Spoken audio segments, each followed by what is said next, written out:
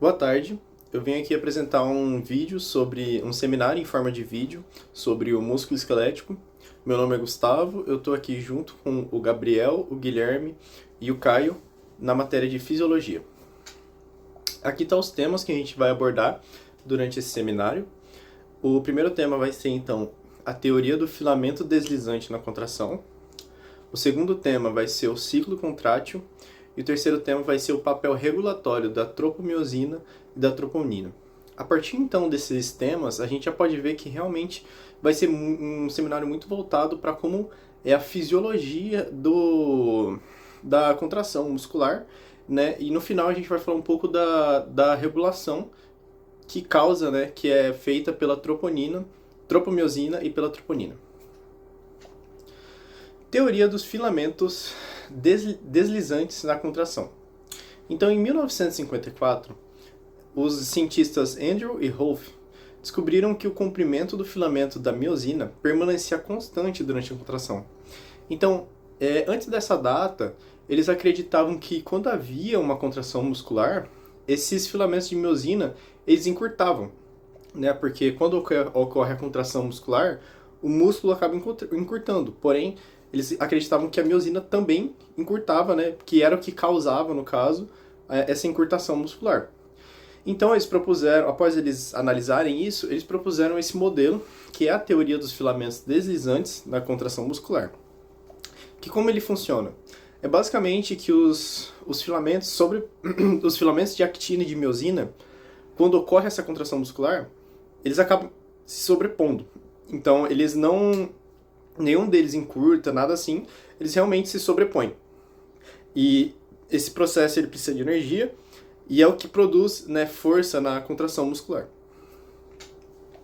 Nessa imagem aqui a gente pode ter uma noção um pouquinho melhor. Em cima a gente tem a parte que é o músculo relaxado. Embaixo é ele contraído. Na banda 1 ali são os filamentos de miosina, de actina, perdão, que são essas listras vermelhas. E na banda A, essa parte azul é os filamentos de miosina, que são um pouquinho mais grossos. Embaixo, quando o músculo já está contraído, a gente já pode ver que eles não se encurtam e que eles realmente se sobrepõem. Então, nenhum deles diminuíram, nenhum deles sofreu alguma alteração. Eles apenas se sobrepõem quando há realmente essa contração muscular. Ligações cruzadas. Durante a contração muscular, as ligações cruzadas são formadas quando as cabeças da miosina se conectam à actina. Esse movimento cíclico de ligar, puxar, soltar e religar gera a força que desliza os filamentos de actina em direção ao centro do sarcômero. Cada cabeça da miosina realiza vários ciclos durante a contração, agarrando a actina, realizando o golpe de força, soltando e ligando-se a um novo ponto, o que mantém o movimento constante e organizado desses filamentos finos. Esse golpe de força, chamado de power stroke, ele é o que dá a força quando há uma contração muscular, e além da força, ele também trabalha diretamente na estabilidade. Então é o que permite você ficar com o braço reto, porque quando você está com o braço reto, já tem essas miosinas fazendo esse ciclo, né, e ligando com outras cabeças de actina. Ligações cruzadas. Aqui então a gente consegue ver um pouquinho melhor de como é que funciona esse ciclo. Então a ligação inicial é realmente no início, quando a miosina agarra a cabeça de actina, e ele então vai direto para esse golpe de força, que novamente é o que permite, né, a existência da força, é o que permite a existência da estabilidade muscular. Depois desse golpe de força, ele se desliga essa miosina, ela vai se desligar da actina, da cabeça da actina, e acontece o reposicionamento da cabeça de actina. Então é como se fosse alguns fios, sabe, se desligando de um terminal e já ligando em outro para permanecer constante, né, essa força. Então eles ficam, quando há contração muscular, eles permanecem nesse ciclo. base molecular da contração. Dentro dos músculos existem estruturas chamadas de miofibrilas, que são compostas por sarcômeros. Esses sarcômeros, eles contêm dois tipos de fios que são muito importantes. São a actina, que é o filamento fino, e a miosina, que é o filamento grosso, que possui uma cabeça que se movimenta. Quando o músculo ele recebe um sinal nervoso, ele recebe cálcio. E esse cálcio ele serve para a miosina se ligar na actina. E com a ajuda do ATP, a miosina consegue puxar a actina, fazendo com que o músculo se contraia. Eu vou falar sobre o ciclo da contração muscular. Se trata da movimentação entre a miosina e a actina. Essa movimentação ela recebe o nome de ciclo das pontes cruzadas. Por quê? Porque a miosina ela se liga na actina como se fosse uma ponte. E esse ciclo ele possui 4 etapas que vão se repetir o tempo inteiro. A primeira etapa é a ligação da miosina na actina. Se trata basicamente da cabeça da miosina se prendendo em uma parte específica da actina. Isso só pode acontecer quando o cálcio for liberado e a tropomiosina não estiver no seu caminho. A segunda etapa é o movimento de força. O que isso quer dizer? O movimento de força é quando a miosina ela gira a sua cabeça e ela acaba puxando a actina para o centro do sarcômero. Esse movimento ele gera força muscular e ele acaba fazendo com que o músculo ele encurte também. A terceira etapa é a ligação da actina e do reposicionamento da miosina. Se trata basicamente do seguinte: a actina ela foi puxada, né, pela miosina, e a miosina ela tem que se soltar dela, né? E para que isso ocorra é preciso que uma nova molécula de ATP ela se ligue na miosina. Quando ela se liga, começa a quarta etapa, que é a reativação da miosina, que se trata basicamente do seguinte: a nova molécula ela vai ser quebrada e ela vai liberar diversas coisas para a miosina, que são coisas como vai dar energia, vai fazer com que ela volte para sua posição original e também vai preparar ela para recomeçar todo esse ciclo. Número de contração e ciclo das pontes cruzadas. Como foi dito anteriormente, o ciclo das pontes cruzadas ele se trata da movimentação entre a miosina e a actina. Porém, é importante também destacar que não se trata somente de uma única miosina se ligando a uma actina.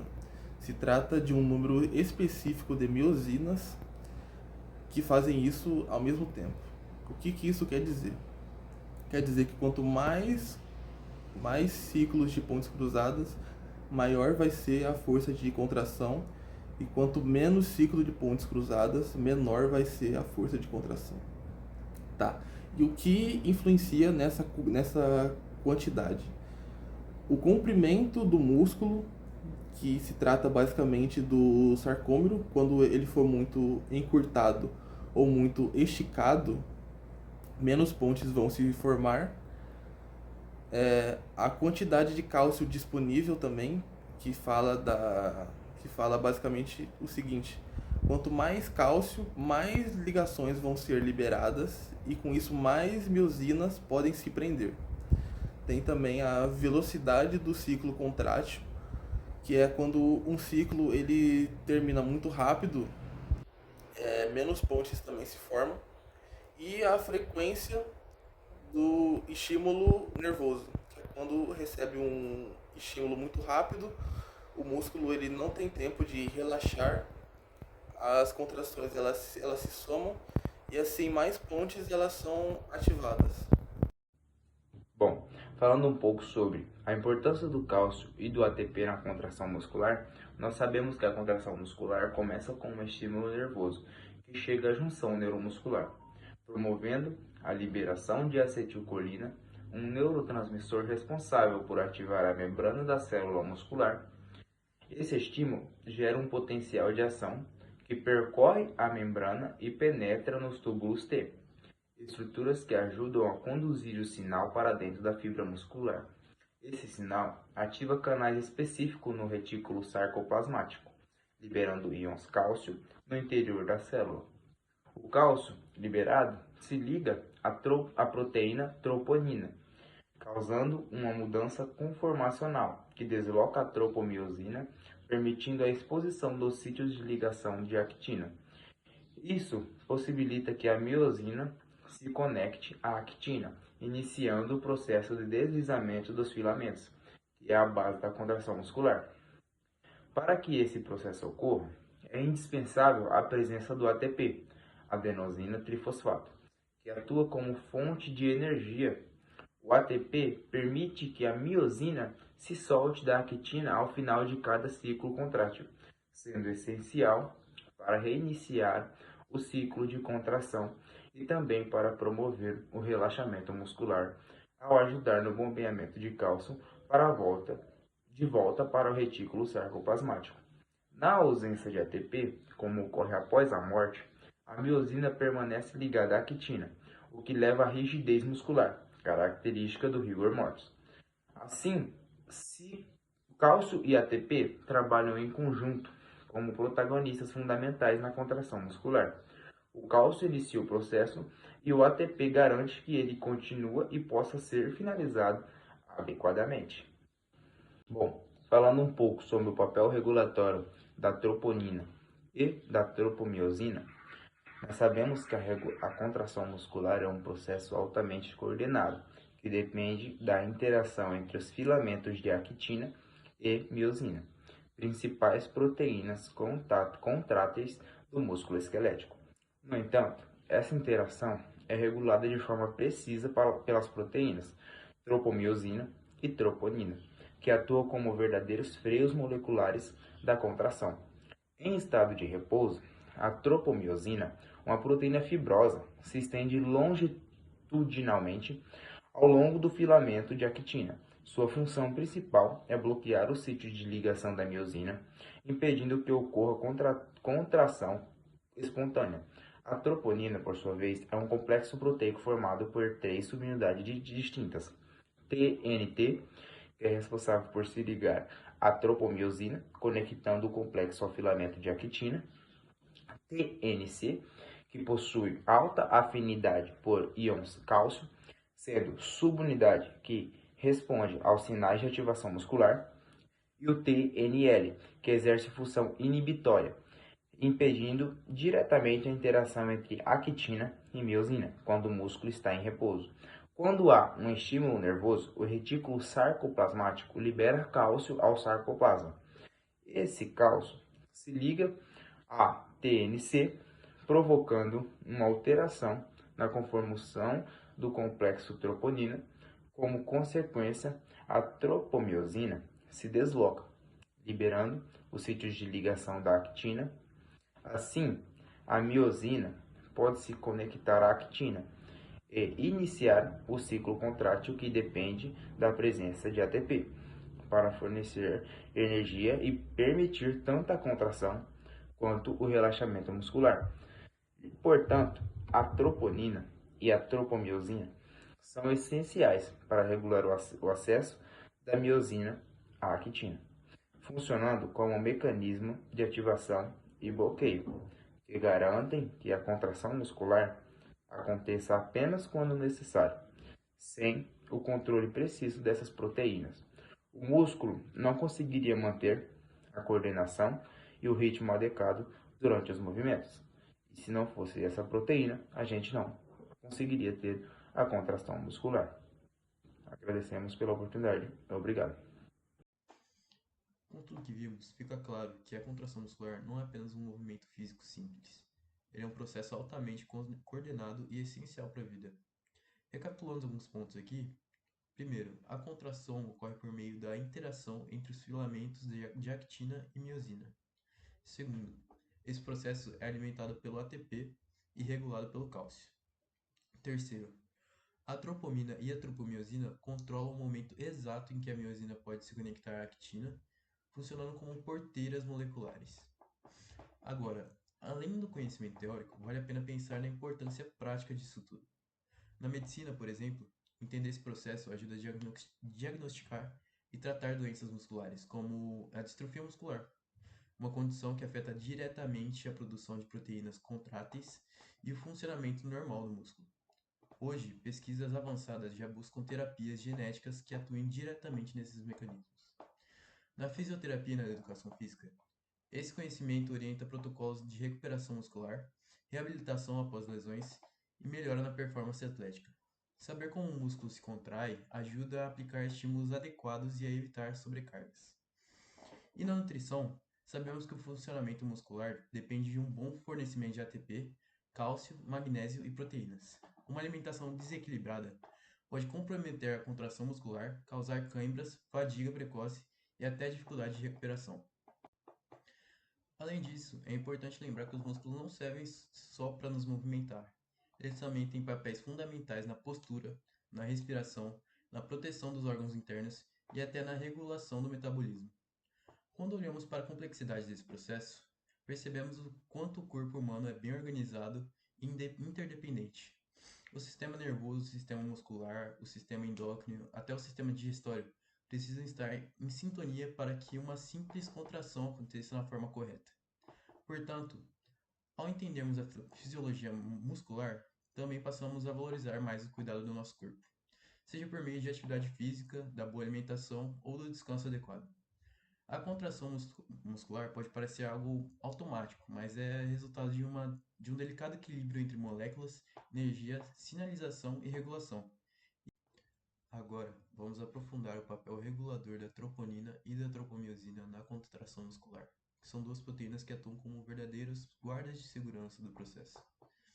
Como vimos, no músculo esquelético, a contração ocorre pela interação entre a actina e a miosina, mas essa ligação não está sempre disponível. Em repouso, a tropomiosina, uma proteína longa e fibrosa, cobre os sítios ativos da actina, impedindo que a miosina se conecte a ela. Ou seja, mesmo que o músculo não tenha energia, a contração não ocorre se esses sítios estiverem bloqueados. É aí que a troponina, um complexo formado por três subunidades com funções diferentes, sendo a troponina T, que se liga à tropomiosina, troponina I, que inibe a ação actina-miosina, e a troponina C, que se liga ao íon cálcio. Quando o estímulo nervoso atinge o músculo, ele causa a liberação de cálcio pelo retículo sarcoplasmático. Esse cálcio se liga à TNC, que é a troponina C, e esse simples evento desencadeia uma mudança conformacional na troponina. Mas o que isso significa exatamente? Mudança conformacional é um nome técnico para uma alteração na fórmula tridimensional de uma proteína. Proteínas não são estruturas rígidas, elas têm formas específicas que mudam quando interagem com outras moléculas. No caso do cálcio, muda o formato da troponina, fazendo com que ela se mova e leve junto a tropomiosina. Com isso, a tropomiosina se desloca na frente dos sítios ativos da actina, que agora ficaram livres para que a cabeça da miosina possa se ligar a eles. A partir daí, começa o ciclo das pontes cruzadas, ou ciclo contrátil, com o deslizamento de filamentos e a contração muscular propriamente dita. Sem esse processo de regulação, os músculos poderiam se contrair de forma desordenada ou contínua, o que seria extremamente prejudicial, tanto que, na ausência de ATP, como ocorre após a morte, o músculo entra em rigidez cadavérica, o famoso rigor mortis, justamente porque a cabeça da miosina não consegue se desprender da actina. Ou seja, essa dupla, troponina e tropomiosina, funciona como uma espécie de interruptor molecular. Elas garantem que a contração aconteça apenas quando houver um estímulo nervoso adequado e na presença do cálcio, que age como um sinal de luz verde para que a contração ocorra. E o mais importante, todo esse mecanismo ocorre em milésimos de segundo, milhares de vezes por dia, em todos os nossos músculos voluntários. Desde os movimentos mais complexos, como levantar um peso, até os mais sutis, como movimentar os olhos ao ler.